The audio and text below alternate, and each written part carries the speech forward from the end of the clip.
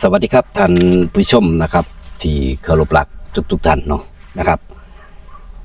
อยู่กับผมนะครับพ่อใหญ่ที่เนาะนะครับแล้วก็อีกช่องหนึ่งนะครับช่องสำรองนะครับบ่าวสวยศรีสะเกษนะครับมื้อนี้แอดพาท่านผู้ชมเดินทางมาหาปูหยอดนะครับ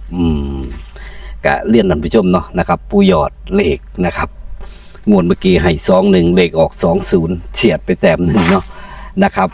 ก็เป็นแนวทางเนาะนะครับท่านผู้ชมจังไดนะครับก็แอดกับสิมาตามเพราะว่าปูโทรหาแอดเนาะนะครับว่าฝันดีนะครับงวดนี้ฝันดีเนาะนะครับก็เลยได้ขึ้นมาหาปูเพิ่นเนาะนะครับก็มาตามความฝันของเพิ่นเนาะนะครับโอ้ยตาสะอ่อนหลายนะครับท่านผู้ชมทุเรียนเพิ่นเนาะหน่วยต้นน้อยๆนึงนะครับหน่วยบักหลายนึงนะครับทุเรียนภูเขาไฟศรีสะเกษเพิ่นว่าหลายต้นอยู่นะครับต้นนี้ก็ยังบ่ทันได้แก่เริ่มสิแก่แล้วล่ะเนาะนะครับหลายหน่วยเด้นี่หน่วยก็มื้อนั้นลูกส่งมาให้ก็หน่วยซ้ำนี้นี่แหละครับนี่ซ้ำนี้นี่แม่นี่กินด้วยนิดหน่อยมันดอกนะครับหลายอยู่นะครับท่านผู้ชมแต่ว่ามาสอนบักเงาะเด้อนะครับนี่บักเงาะเป็นหลายต้นเลยนะครับโอ้ยนะครับนี่สุกกินข้าต้นเลยได้เนี่ย นะครับนี่หลายแห้งนะครับท่านผู้ชมบักเงาะอีกาบ่มากินบ่ปีนี้นะครับเดี๋ยวปอกกินก่อนเด้อเนื้องามนะครับท่านผู้ชม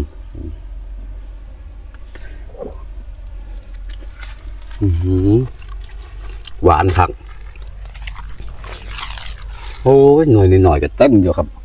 กำลังอันนี้ออกแต่ว่าโดนหลายแห้งว่ะนะครับเพื่อบ่ให้เสียเวลาครับท่านผู้ชมไปหาปูพร้อมๆกันครับ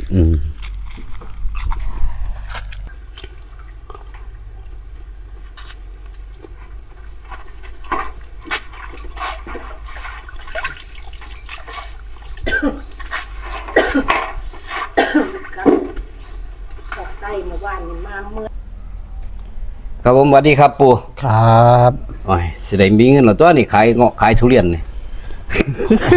พอปานนั้นละพอปานนั้นฝนมันตกแห้งแม่นี่เงาะกำลังสิสุกฝนตกแห้งเบ่งแตกเบิดโอ้หล่นเป็นเขียวๆอยู่เนาะมันเบ่งบัดนี้มันก็แตกพอน้ำมันได้นับตามเกินเลี้ยงกับบ่ดีเลี้ยงน้ำไว้อยู่แต่ว่าฝนก็ฝนพะโลแล้วอยู่ทางบ้านผมบ่ตกมา 3-4 มื้อแล้วเด้อันนี้กำลังบ่ตกมื้อนี้ล่ะนี่บ่ก็บ่แน่นี่มืดก็ตกบ่มืดก็ตกตาหนายหลายตกคือจังเป็นศัตรูกัน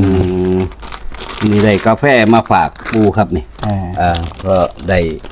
ตื่นเช้ามาบ่มีงานเฮ็ดกินกาแฟไปก่อนงวดเมื่อกี้ที่ปูถือรถมอเตอร์ไซค์เฉียวชนน่ะมื้อนั้นเลขออกฮานอยไป3ตัว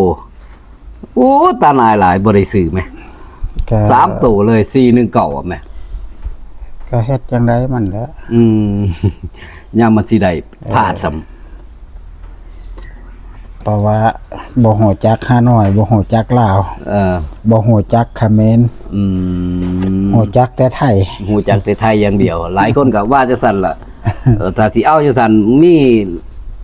หลายปานใดก็บ่เหลือดอกถ้าสิเล่นจังซั่นเนาะก็จอบเอาตัวใดมักก็ว่ากันไปมาเห็นโทรหาผมตั้งแต่เช้าให้โทรหาผมมื้อเช้าเป็นจังได๋ปู่คือจังมันคือในความฝันว่าคือจังมันคือบัดนี้ก็เลยคือว่าคือแต่มันก็บ่เคยถูกว่าคือก็บ่ออกว่าคือก็บ่ได้ก็ฝันแต่ละเที่ยวแต่ละงวดที่มาเอานี่ป้ามันส่งคือได้อีหลีได้ปู่ก็แค่21ก็ว่าหยิบลอตเตอรี่ไว้เล่นๆจัก3ใบ21คือสิมาอยู่นะคิดว่าออก20หาหม่องฮู้ออกอยู่ใดดอกหาหม่องออกอยู่ใดตาหนายหลาย ก ก็เลยว่า แต้มหนึ่งเนี่ย มันเป็นจังได้แต้มหนึ่งเนี่ย มันคือจังบ่สิถือก็บ่ถือสิได้ก็บ่ได้รุดแต้มคันว่าเลขหน้าก็สลับกันอยู่บาดนี้ โอ้เวลาฝันบ่แม่นดวงบ่มานี่ เออ เดี๋ยวก็พลาดหมดเนาะปู่เนาะ โตวหน้ามัน349ของข่อยพัด439 โอ้ สิได้เงินเขาบัดบ่ได้ซั่น บ่ได้ มางวดนี้เป็นจังไดปู่ มาว่าแน่ฝันเห็นยา ญาที่เพิ่นเคยบอก03นั่นบ่ ยานั่นเคยบอกไทยบัญชีธนาคารมันผิดแต้มหนึงคือกัน อืม ปีนั้นเป็นว่าให้เอาเลขถ่ายบัญชีธนาคารธกส อืม อันกับพิษแต้มหนึ่งเลข3 ตัว ครับ กับพิษแต้มหนึงคือกัน อันเนี้ยมาฟันเห็นเพิ่นอีกคือเก่า ครับ เป็นว่ายอดเอ้ยบวงสรวงให้ญาแน่ อืม บวงสรวงจังไดล่ะญาบวงสรวงเฮ็ดชัด9 ชั้นสัตว์9 ชั้นนี่สัตว์อันหนึ่งเด้อสัตว์1 อันว่าซั่นแต่ต้องเฮ็ด9 ชั้น ครับ ชัด9 ชั้น1 อันบาดแน่ไปบวงสรวงในต้นขนวนไปบวงสรวงในต้นขนวน อยู่ไสล่ะต้นขนวน ต้นขนวนจักอยู่ไสต้นนั้นเพิ่นสี่ให้เบิ่งเพิ่นว่านี่ล่ะมาบวงสรวงหม่องกกขนวนต้นใหญ่นี่เด้อค่ะต้นขนวนใหญ่บาดแน่กูประดับประดาไว้เรียบร้อยแล้วล่ะ อืม เหลือแต่ชัด9 ชั้น อันหนึงเท่านั้นล่ะเฮ็ดวงใหญ่ๆเด้อ อืม เพิ่นว่าเฮ็ดวงซ้ำขอบกระด้งนี่แหละ อืม ให้เฮ็ดเป็นชั้นเป็นชั้นเป็นชั้น9 ชั้น อันหนึงก็สิบ่ยากดอกมั้งว่าซั่น โอ้ยหนอสิมาบอกให้เฮ็ดกระปุบกระปับอีกแล้วเนาะเจ้า เออ แต่ว่าหม่องบวงสรวงของเพิ่นเนี่ยเพิ่นเฮ็ดประดับประดาไว้เนี่ยมีแต่สีทอง ครับ ทองแนมไปที่ในกกขนวนน่ะมันเหลือ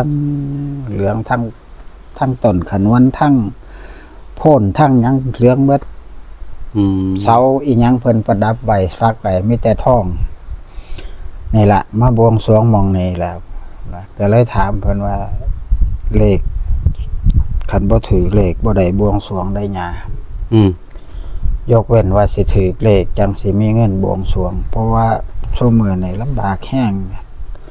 ไปฟอกไตอาทิตย์ละ3 เทื่อเงินค่าน้ำมันรถเดือนละ10,000 กว่าบาทบ่มีฮอดสิซื้อกินแล้วได้นี่ เพิ่นว่าบวงสรวงให้แต่ย่าก็ได้ดอกพุ่นน่ะคันบ่บวงสรวงบ่มีหยังดีขึ้นได้พุ่นว่า อืม โอ้ยบ่บวงสรวงบ่มีหยังดีขึ้นจักข่อยสิเอาหยังดอกมาเฮ็ดให้มันดีขึ้นได้ เออ มันบ่มีเงิน ลางเทื่อเฮาก็ต้องอาศัย FC เพิ่นได้เนาะปู่เนาะ มันก็แม่น เพราะว่าเฮาบ่มีทุนเนาะ ทุกสิ่งทุกอย่างที่ผ่านมาเคยได้เคยเฮ็ดเคยทำก็ได้แต่ย้อน FC ครับ มันบ่มีเฮ็ดเองได้หาเองได้ อืม มันแน่มันมาผิดมาพลาดมาหลุดมาลอยไปทั่วทิศทั่วแดนคือจังซุมื้อเนี่ยมันก็อึดอยู่อึดกินเนี่ย FC เพิ่นก็บ่ค่อยเชื่อได้เนาะปู่ ก็บ่เชื่อ เพิ่นก็บ่ตามเลยนี่เพราะเลขมันเข้าเฮาก็ บาท ยากอยู่เด้ บาทนี้ก็เลยเพิ่นว่าเลขโตเก่า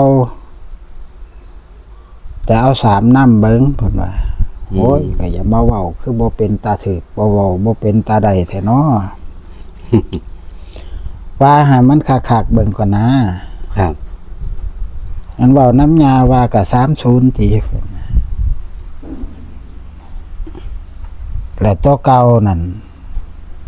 419เอา3ใส่ไปเด้อเพิ่นว่า อืม เพิ่นก็เลยเว้าเท่านี้ล่ะเว้าน้ำยาได้เพิ่นว่าเว้าน้ำยาก็ว่า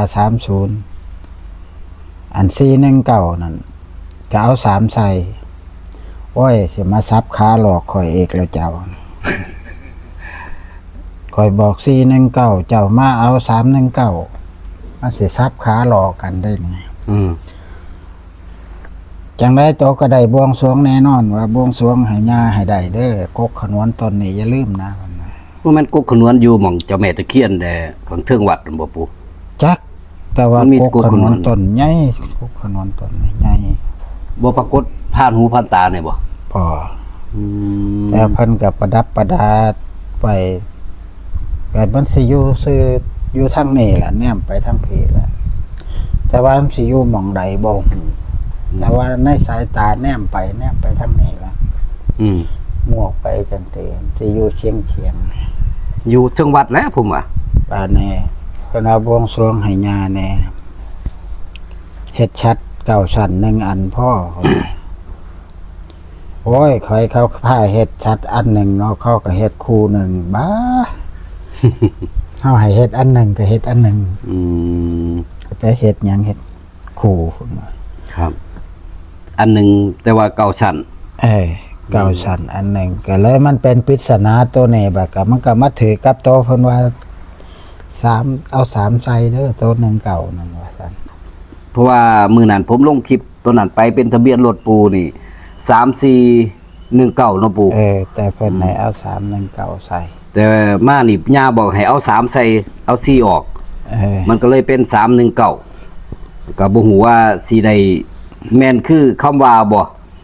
ผีสิมาตัวปูอีกบ่ก็บ่ฮู้ได้นี่ ก็ตัวหลายรอบแล้วเด้ ตัวหลายรอบแล้ว ปีกว่าแล้วที่ผีตัวมานี่ ครับงวดนี้มีหยังฮอด FC เนี่ยครับปู่ ก็บ่มีแล้ว อืม ก็ ก็บ่มี เอาให้เบิ่งตัวเลขแน่สั่นเลขนี่เนาะนะครับ เป็นเลขที่ย่าหยังก็ ญานั่น ย่านั่นเพิ่นมาบอกนะครับท่านผู้ชมเนาะ มา นะครับ อกให้บวงสรวงแล้ว ให้ ก็ถามเลขเพิ่น เพิ่นมาบอกได้บวงสรวงแน่นอนว่าซั่น3ตัวนี่ตัดเล่นนำเนาะปู่เนาะมันก็จะเป็น3139ก็91จังซี่เนาะได้3หางแล้วก็3003นำเนาะนะครับครับท้ายสุดนี้ก็ขอบคุณปู่เนาะนะครับที่ได้มาเว้าความฝันและแบ่งปันตัวเลขนะครับอย่าลืม6กับ9นะครับท่านผู้ชมกลับหัวกลับหางไว้นำแน่เอาไปมืออื่นก็ได้เนาะวันจันทร์นะครับอาจจะมาเพื่อนบ้านเฮากับบ่แน่ได้นะครับขอบคุณครับปู่ครับผมครับสวัสดีครับผม